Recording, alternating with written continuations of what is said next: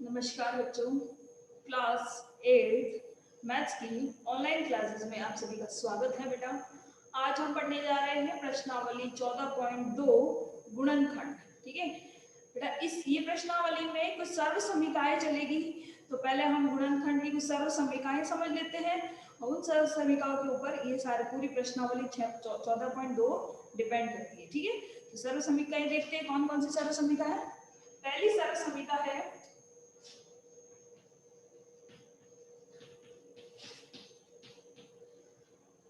सर्व समीका first है अपने पास कि यदि a माइनस बी का होल स्क्वायर, यदि हमारे पास ये सर्व समीका है a माइनस बी का होल स्क्वायर, तो हम किस तरीके से प्रश्नों को हल करेंगे ये देखिएगा। सबसे पहले प्लस वाली देख लेते हैं। फर्स्ट तो प्लस वाली होती है, यदि ये a प्लस बी का होल स्क्वायर ये सर्व समीका है तो इसको सॉल्व करने का, इसमें मतलब खोलने का तरीका होगा a का square plus 2ab plus b का स्क्वायर। समझ में आ गया। अगर हमारे पास सर्व समीका फर्स्ट ऐसी है कि a प्लस बी का होल स्क्वायर, तो इसका खोलने का तरीका होगा a का तो स्क्वायर, फिर बीच में आ जाएगा 2ab प्लस बी का स्क्वायर, और 2ab का मतलब होता है 2 इंटू a इंटू बी, और a का स्क्वायर का मतलब होता है a इंटू a। ठीक है, और b का मतलब होता है b इंटू b। समझ में आ गया। इस तरीके से इस समीकरण को हल किया जाता है। ठीक है, ये कुल मिला के इस प्रश्नावली में मेरा टोटल 4 सर्व समीकरण डिपेंड करती है, और ये चारों सर्व समीकरण अगर आपको समझ में आ गई तो आपको देखना है कि कौन से प्रश्न में कौन सी सर्व समीकरण यहाँ सेट हो रही है। समझ में आ गया। अगली सर्व समीकरण है सर्व समीकरण जो सेकंड है वो है a माइनस बी का होल स्क्वायर। दिख तो आपको सेम ही रही होगी, लेकिन इधर प्लस है इधर माइनस है, बस निशान का परिवर्तन है। तो इसको किस तरीके से खोल के लिखेंगे, a का स्क्वायर माइनस, पहले में तो प्लस आएगा 2ab, दूसरी बार में माइनस आएगा b का। समझ में आ गया। a का स्क्वायर प्लस 2ab फिर माइनस b का स्क्वायर। समझ में आ गया।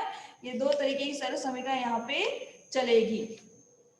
अब देखिएगा तीसरी सर्व समीकरण है, सर्व समीकरण थर्ड है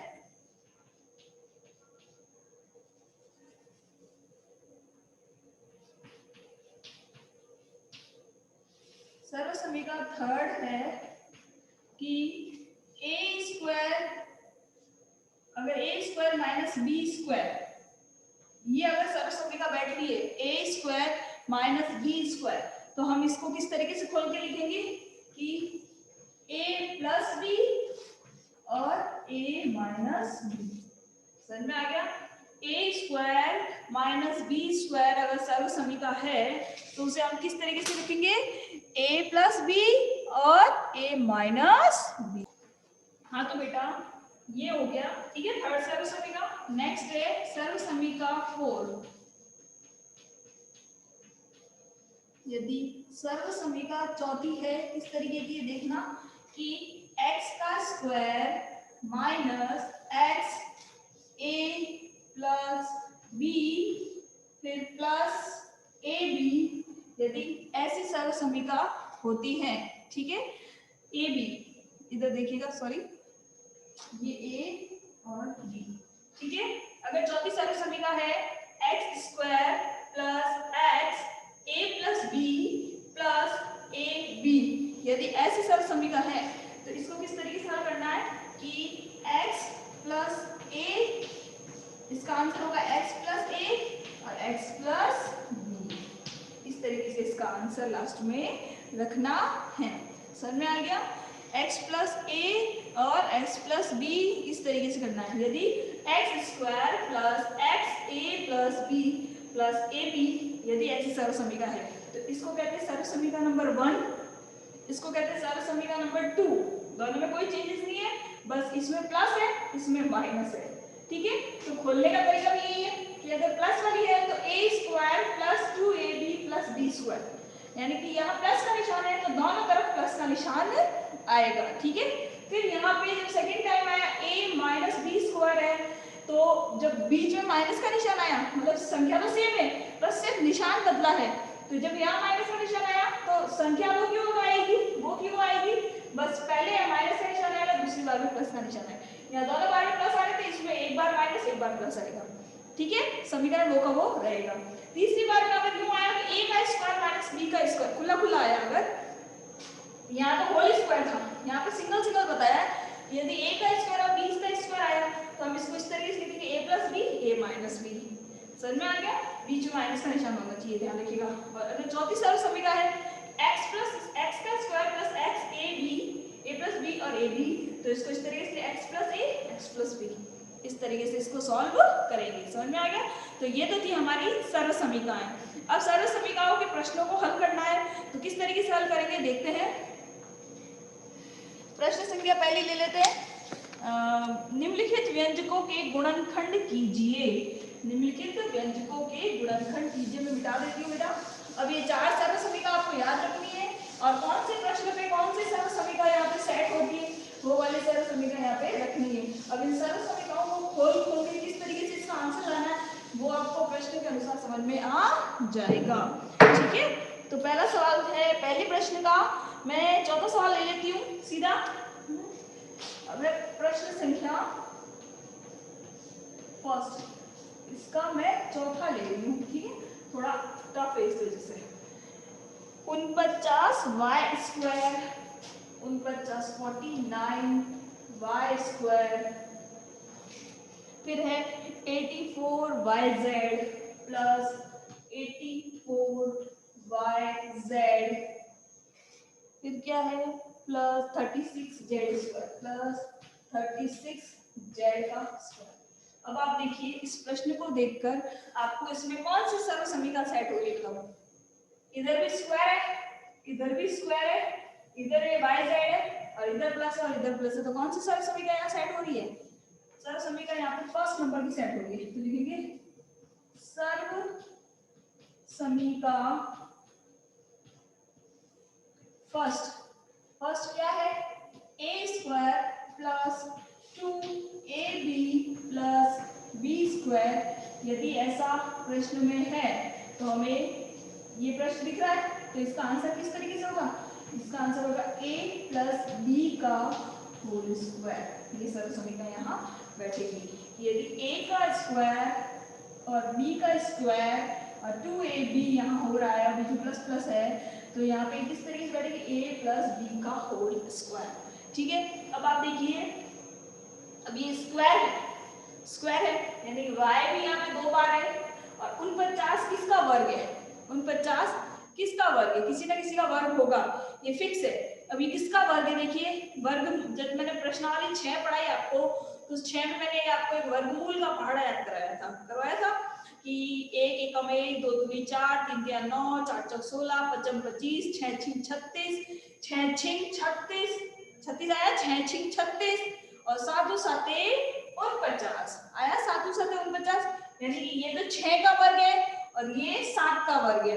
तो इस तरीके से हम इसको किस तरीके से लिख सकते हैं, 7 का 7, इसका आएगा 7, इसका आएगा 1, इसका स्क्वायर, ठीक है, लिख सकते हैं ना।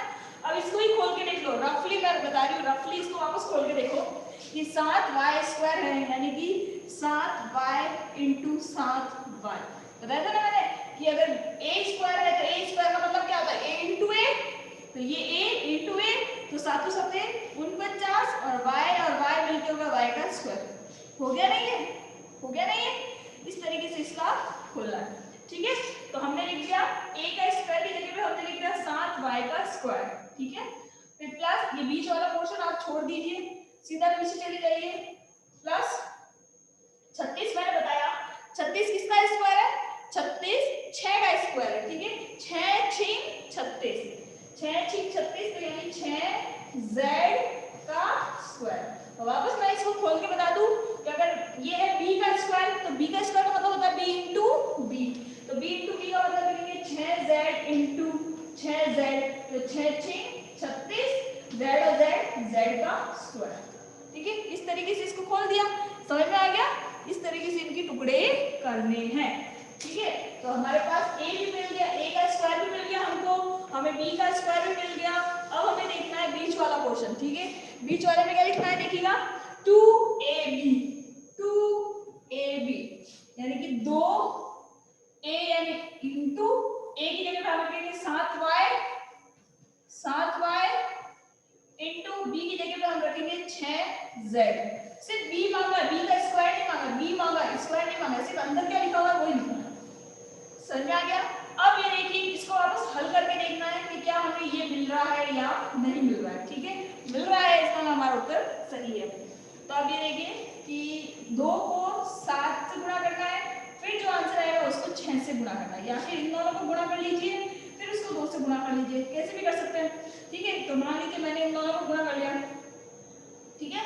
7 7 एकम 7 8 14 7 1 7 जोड़ा 7 5 35 5 6 42 42 और y और z, फिर इनको करेंगे 2 से गुणा और इधर रह जाएगा 7y का स्क्वायर और इधर रह जाएगा 6z का स्क्वायर, ठीक है।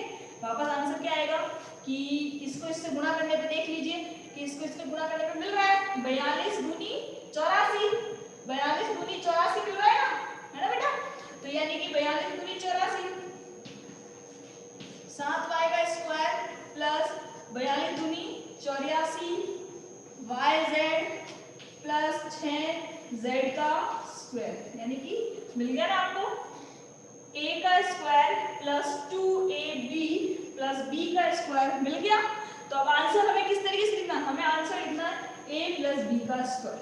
आंसर किस तरीके से आएगा, a प्लस b का स्क्वायर। a तो है हमारा 7y और b हमारा है 6z, तो इसका आंसर आएगा 7y प्लस 6z का स्क्वायर। समझ में आ गया। इस तरीके से इसको हल करना है, ठीक है बेटा। समझ में आया नहीं आया, मैं एक बार फिर से समझा देती हूँ कि अगर प्रश्न दिया जाता है कि 49y का स्क्वायर 84yz 36z का स्क्वायर, ठीक है। और ये कौन से सर्व समीकरण पे सेट हो रहा है, सर्व समीकरण नंबर फर्स्ट पे सेट हो रहा है, क्योंकि यहाँ पे भी प्लस है, यहाँ पे भी प्लस है, प्लस यहाँ पे स्क्वायर है और यहाँ पे भी स्क्वायर है। तो कहाँ लिखना है, a का square plus 2ab plus b का स्क्वायर, यहाँ सेट हो रहा है पूरा, यानी कि सर्व समीकरण नंबर फर्स्ट है a प्लस b का स्क्वायर, ठीक है। अब हमें लास्ट में आंसर इस फॉर्म में लाना है, लास्ट में आंसर इस फॉर्म में। अब हमें नहीं पता a और b क्या क्या है, तो हमें पता करना पड़ेगा a और b क्या क्या है, ठीक है। फिर आप देखेंगे किस तरीके से करना है कि 7y, ये 7y आप कहेंगे कहाँ से आया मैम, तो 7y से तात्पर्य है बेटा कि 49y स्क्वायर है ना, तो 49 किसका वर्ग है, किसका वर्ग है, यानी इसका वर्गमूल क्या है, ठीक है। तो ये वर्गमूल वाले पार्ट बताए थे मैंने, 7 7 49 बताया था आपको, ठीक है। तो 7 7 49, ठीक है। और 36 किसका वर्ग बताया था मैंने, 6 6 36 का, तो 6 6 36 वर्ग बताया था। समझ में आ गया। तो इस तरीके से ये आ गया, a आ गया हमारे पास, ये b आ गया हमारे पास, और ये 2ab किस तरीके से लिखा, 2a और b, फिर इन सबको गुणा करने पे वापस हमारे 84yz आना चाहिए, तो 84yz आ गया।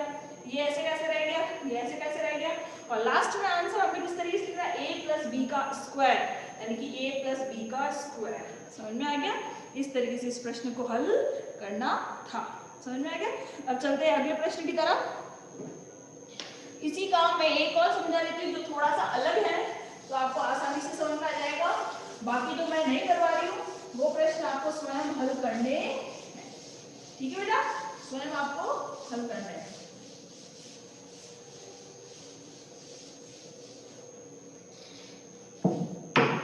एक और ले लेती हूँ, जैसे कि l प्लस m का स्क्वायर माइनस l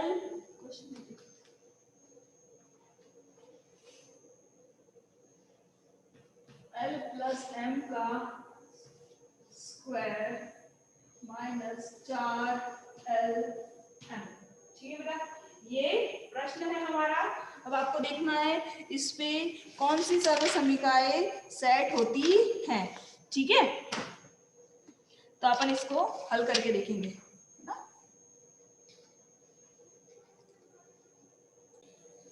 हाँ तो बेटा ये चीज तो आपको सर्व समीकरण नंबर 1 जैसे दिख रही होगी, l मतलब a प्लस b का स्क्वायर सर्व समीकरण नंबर 1 नजर आ रही है। ये चीज अलग है तो इसको अलग ही रहने दो, ठीक है।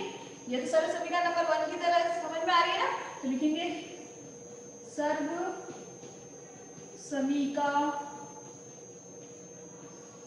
फर्स्ट क्या है, a प्लस b का अगर स्क्वायर है तो हम उसको किस तरीके से खोलेंगे, a का square plus 2ab plus b का स्क्वायर, इस तरीके से खोलेंगे।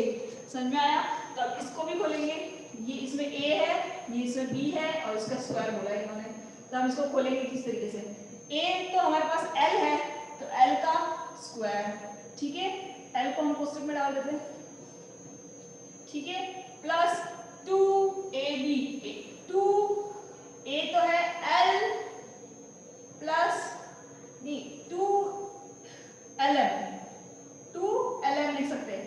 2 तो ये कहीं आया, a की जगह पे मैंने रख दिया l, b की जगह पे रख रही हूँ m, 2lm, फिर प्लस b का स्क्वायर यानी कि m, b क्या है m, तो m का स्क्वायर, ठीक है। ये हमारा सर्व समीकरण यहाँ हमने खोल दी, इस वाली सर्व समीकरण को इसको हमने यहाँ पे खोल दिया कि a स्क्वायर 2ab b का स्क्वायर, और ये जो चीज है इसको हम ऐसे कैसे रख देंगे, इसको हम ऐसे कैसे रख देंगे। समझ में आ गया? यहाँ तक सबको समझ में आ गया बेटा? अब हम क्या करेंगे, हमारा ये वाली संख्या ये प्लस की 2lm है, ये हमारे माइनस की 2lm है, यानी कि प्लस माइनस माइनस होता है तो हम आपस में घटा सकते हैं इसको, ठीक है। तो हमारा इसमें से जब 4lm में से 2lm घट जाएगा तो हमारे पास क्या रह जाएगा, 2lm, तो हम किस तरीके से लिखेंगे, 2lm रह जाएगा, तो हम यूं लिखेंगे कि l का स्क्वायर माइनस 2 माइनस के 2lm प्लस के m का स्क्वायर, यही रह जाएगा। जब 4lm में से 2lm घट जाएंगे तो ये रह जाएगा कि माइनस के 2lm रह जाएंगे, माइनस के 2lm इसलिए रहेंगे क्योंकि ये 4 जो है ये बड़ा है और ये माइनस का है, ठीक है, इस वजह से ये माइनस के 2 रह जाएंगे। अब ये समीकरण यहाँ चेंज हो गया, ठीक है। सर्व समीकरण जब a प्लस b आती है तब तो दोनों निशान प्लस के होते हैं, बट अब हमारे यहाँ एक निशान माइनस का हो गया, एक प्लस का हो गया, तब यहाँ पे कौन सी सर्व समीकरण बैठती है, तब यहाँ बैठती है a माइनस b का स्क्वायर, ठीक है। तो इसका आंसर हम लिखेंगे a तो हमारा l है, माइनस b हमारा m है, l a तो हमारा l है, b हमारा m है, b का स्क्वायर, इस तरीके से हमारा आंसर बैठेगा l माइनस m का होल स्क्वायर। यहाँ जाके समीकरण चेंज हो गई थी, इस वजह से यहाँ माइनस का निशान आया, तो यहाँ पे सेकेंड नंबर वाले से सर्व समीकरण वो लगेगी, ठीक है बेटा। इसी के साथ हमारा ये पहला प्रश्न यहाँ खत्म कर रहा है, तो बेटा बाकी जो सवाल जो मैंने नहीं समझाया वो आपको स्वयं हल करने हैं, ठीक है। आज की क्लास में इतना ही, नेक्स्ट क्लास से हम प्रश्न संख्या सेकंड को ही फिर से देखेंगे, ठीक है।